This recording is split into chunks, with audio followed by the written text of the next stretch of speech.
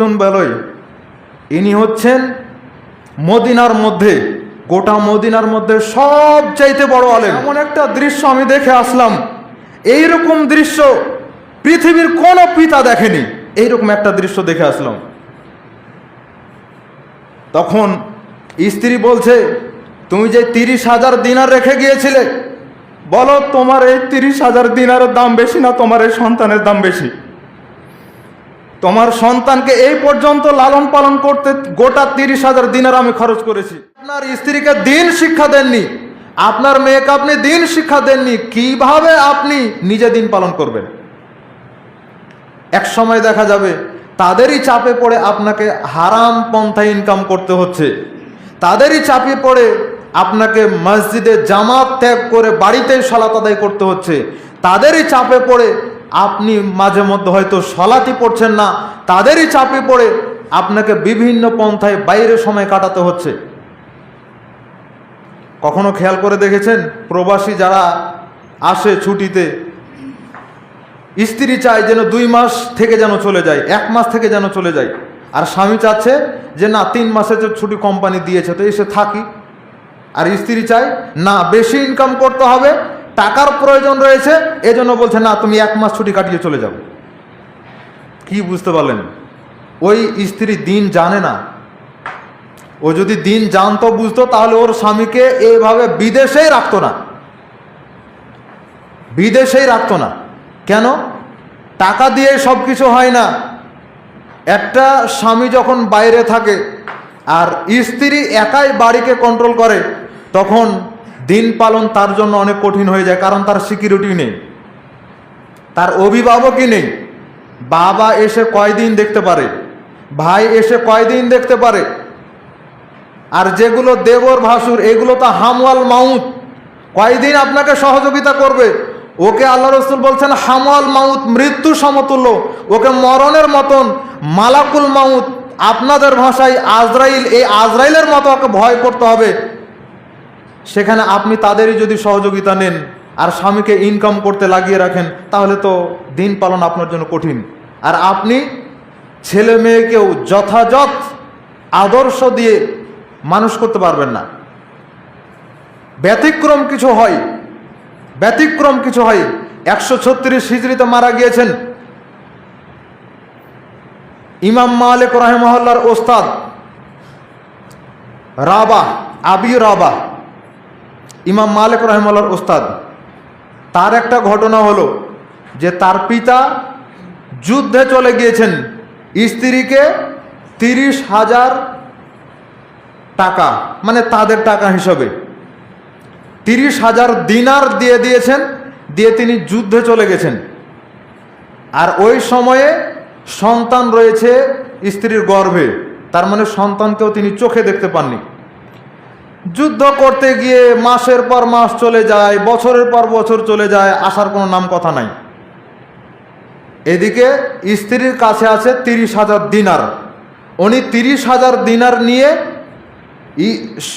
সন্তান প্রসব হয়েছে, এই সন্তানকে তিনি যথাযথভাবে লালন পালন করতে গিয়ে 30,000 স্বর্ণমুদ্রা খরচ করেছেন, 30,000 দিনার খরচ করেছেন। পরে 29 বছর পরে ওই যোদ্ধা বাড়িতে ফিরে এসেছেন। বাড়িতে ফিরে এসে বাড়ি চিনতে পেরেছে বটে, কিন্তু সন্তানকে তিনি চিনতে পারেননি।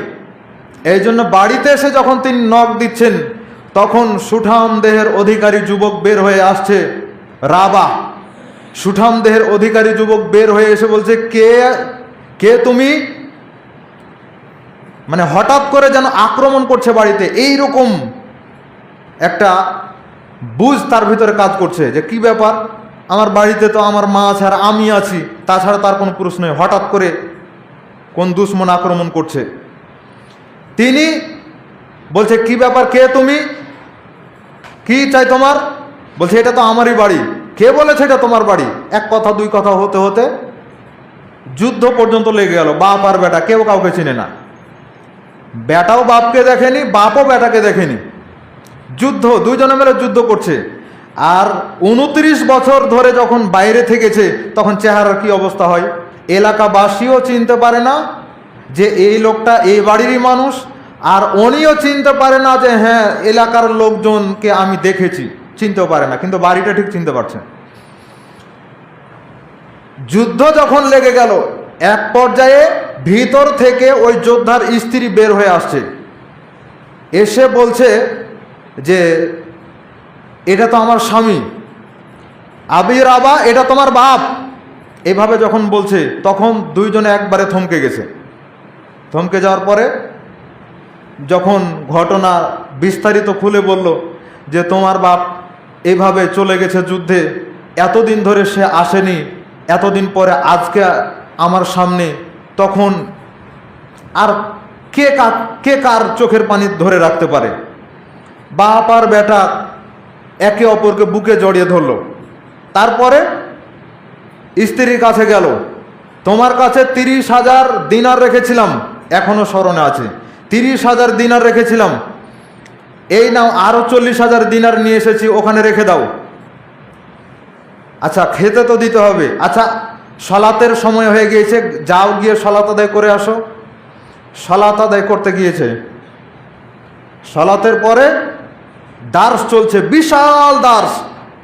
সেই দার্সে একজন যুবক মানুষ দার্স দিচ্ছে। ওই লোক গিয়ে জিজ্ঞাসা করছে কে দার্স দেয় এভাবে? তখন লোকজন বলয় ইনি হচ্ছেন মদিনার মধ্যে, গোটা মদিনার মধ্যে সবচাইতে বড় আলেম, যার মতো এইরকম আলেম এখনো জন্ম নেয়নি। এইরকম একজন আলেম কথা বলছে, বয়স 29 বছর বা 28 বছর হবে, এইরকম ব্যক্তি দার্স দিচ্ছে। তখন তিনি দেখলেন যেটা তার নিজেরই ছেলে। তিনি স্ত্রীকে গিয়ে বলছেন যে আজকে এমন একটা দৃশ্য আমি দেখে আসলাম, এইরকম দৃশ্য পৃথিবীর কোনো পিতা দেখেনি, এইরকম একটা দৃশ্য দেখে আসলাম। তখন স্ত্রী বলছে তুমি যে 30,000 দিনার রেখে গিয়েছিলে, বলো তোমার এই 30,000 দিনারের দাম বেশি না তোমার এই সন্তানের দাম বেশি? তোমার সন্তানকে এই পর্যন্ত লালন পালন করতে গোটা 30,000 দিনার আমি খরচ করেছি। তখন তিনি বুঝতে পারলেন এটাই হচ্ছে দিনদার স্ত্রী, যে স্বামীর অনুপস্থিতিতেও নিজের সতীত্বকে হেফাজত করে, তার অধীনে থাকা সন্তানাদিগুলোকে যথাযথভাবে লালন পালন করে। এটা হচ্ছে মায়ের ভূমিকা। এইরকম মা হওয়ার জন্য চেষ্টা করেন। জন্ম দিয়েছেন, জন্ম দেওয়াটাই আপনার শেষ কাজ নয়। জন্ম দিয়েছেন মানে এখন আপনার পুরো কাজ বাকি রয়েছে, এখন যথাযথভাবে লালন পালন করতে হবে। আদর্শ সন্তান গঠনে মায়ের ভূমিকা কেমন হওয়া উচিত, পিতার ভূমিকা কেমন হওয়া উচিত, সময় সাপেক্ষে আমরা বিস্তারিত আলোচনা করার জন্য চেষ্টা করব।